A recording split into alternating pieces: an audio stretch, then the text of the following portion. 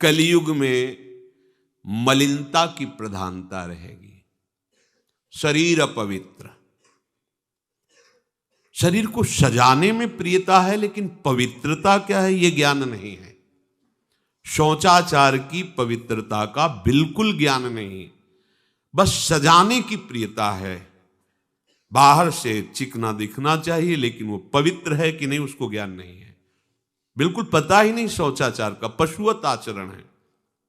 देखने को मिलते हैं खड़े खड़े लघु शंका कर रहे हैं, मुंह में बीड़ी, ऐसे वही जनेन्द्री को छुआ ऐसे कर, ना हाथ धोना, ना आचमन करना, न पैर धोना, बिल्कुल पशुता का आचरण है।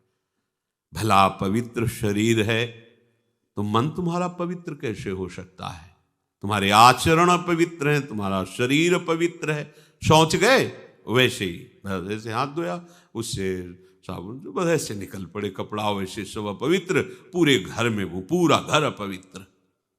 तो समझते हैं कि हम बहुत स्वच्छ, बहुत वीआईपी हैं। वीआईपी का मतलब बहुत अपवित्र हैं, उनको ये ज्ञान नहीं। और एक रंग चढ़ा है नए समय में, जूता मोजा पहनकर भोजन पा रहे हैं। देखो कैसी, अरे साधारण आदमी जिसको कोई शास्त्र से मतलब नहीं, किसान आदमी जो हाथ पैर धो करके पीढ़ा पे बैठ करके भोजन पाने जाए, इतनी पवित्रता तो हमने गांव में देखी है। बिल्कुल शास्त्र नहीं जानते, कुछ नहीं, पर भोजन पाना है तो हाथ पैर धोए और लकड़ी के पीढ़ा में बैठ के और जय भगवान हाथ जोड़ करके जमीन पर बैठ के भोजन पाए। आज चाहे वो चमड़े का जूता हो, चाहे ध्यान रखना, चमड़े की बेल्ट पहनने वाला और चमड़े के जूता पहनने वाले को गौ हत्या का पाप लगता है। अगर वो इन पशुओं से जो चमड़े निकाल कर निर्माण किया जाता है, जूता बेल्ट आदि, ये जो गृहस्थी जन इनका प्रयोग करते हैं तो उसे गौ हत्या का दंड मिलता है, क्योंकि आप पहनते हैं, उसमें आप सहयोगी हुए, आप उसको प्रोत्साहन बढ़ा रहे हैं गौ हत्या का।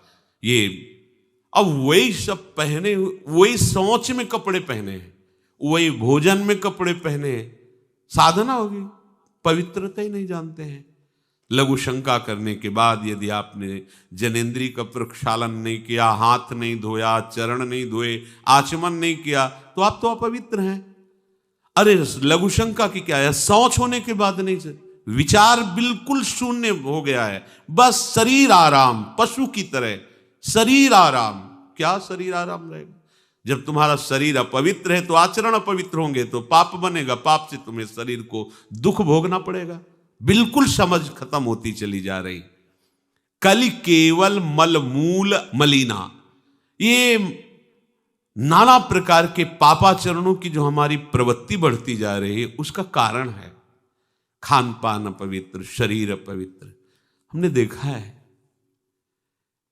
वो आपको मजाक सा लगेगा, भोजन पाने के समय घर के जितने भी वयस्क जन होते थे, जब कच्चा भोजन पाया जाता था तो ऊपर के वस्त्र उतार देते थे, एक धोती नीचे पहने हुए ऐसे पाते देखा।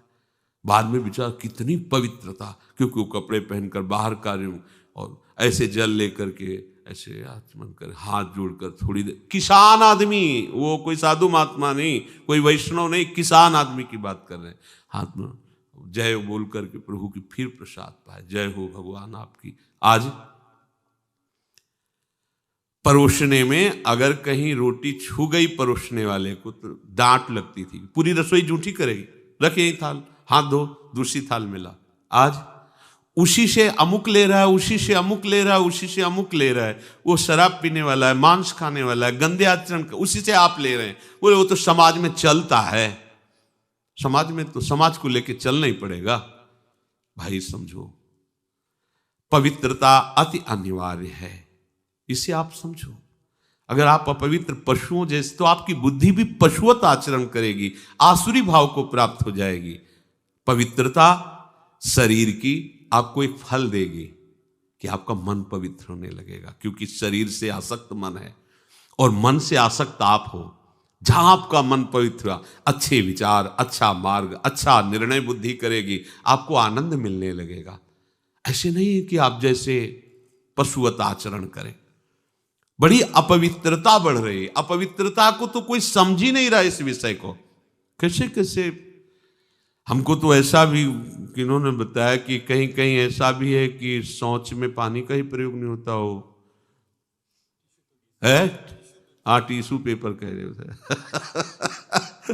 विचार करो यार, मतलब कहाँ पहुंच रहा है हमारा। वो कहते वीआईपी लोग हैं, वाह है ये वीआईपी लोग। अरे बिना जल के कैसे प्रक्षालन हो जाएगा, कैसे आप पवित्र, कैसे? पर पवित्र होना किसको चाहिए, वो तो पशुवत आचरण है। कलि केवल मलमूल मलिना, पाप पयोनिधि जन मन मीना। जैसे मछली जल में ही केली करती है, ऐसे कलियुगी प्राणी का मन पाप में ही केली करना चाहता है। अपवित्र विचार, कैसी कैसी मलिनताएं बढ़ती चली जा रही। रसोई अभी बनकर तैयार नहीं हुई, ऐसे सो खड़े खड़े वहीं रसोई, क्या पछता है। अरे एक बार बन जाए, उसे थाल में लगाओ। हम नहीं कहते तुम भगवान का भोग लगाओ जाके, नहीं वैष्णव हो, नहीं भजन कर, कम से कम थोड़ी तो पवित्रता। एक बार थाल लग जाए, हाथ जोड़ो, अन्न को ही प्रणाम करो। अन्न ब्रह्म, उपनिषद में आता है, ये अन्न ब्रह्म है, उसे प्रणाम करो। वह हमारे जीवन को पुष्ट करता है, हमें भगवत भाव हाथ जोड़कर। कहाँ हाथ जोड़े, वो तो जूता पहने वैसे ही सब, कोई खड़े खड़े खा रहा है, कोई मतलब ये हो क्या रहा है। हमने देखा है पहले बारात आती थी तो पट्टियां बिछाई जाती थी, गोबर से जमीन लिपी होती थी, दो आदमी पात्र ले खड़े, सबके हाथ पैर धुलाए, सब बैठ गए, फिर सबको परोसा, माताएं मंगल गीत गा रही, परोसा जा, कितना पवित्र होता था। आज कोई ऐसा कमाई मिलेगा जो शराब न पिए हो, कोई ऐसा कमाई मिलेगा जो उद्दंडता न कर रहा। पशुता बढ़ रही ना, कैसे कल्याण का तो शब्द ही नहीं उनको कि कल्याण क्या, उनका यही कल्याण है, बस जनेन्द्री रसेंद्री की तृप्ति होती रहे, उतना ही वो सब कुछ समझते हैं। गोस्वामी जी कह रहे, ये नाम काम तरु है, सब कामनाएं पूर्ण करने वाला है, और ये काल का भी काल है। देखो, नाम अगर जिह्वा पे विराजमान है तो अपवित्र पवित्रो वा सर्वावस्थांगतोपि वह यह स्मरेत पुंडरीकाक्षम सवायाभ्यंतर शुचि। बाह्य और अभ्यंतर से पवित्र। पर यदि आपने सदाचार का पालन नहीं किया, शौचाचार का, तो नाम में रुचि होगी नहीं, ध्यान रखना। अगर कोई ऐसे नाम में रुचि, जब मनाया मुझ उठाया, जब मनाया, कैसी कैसी पशुता है, चिड़िया की तरह चुनते रहते हो।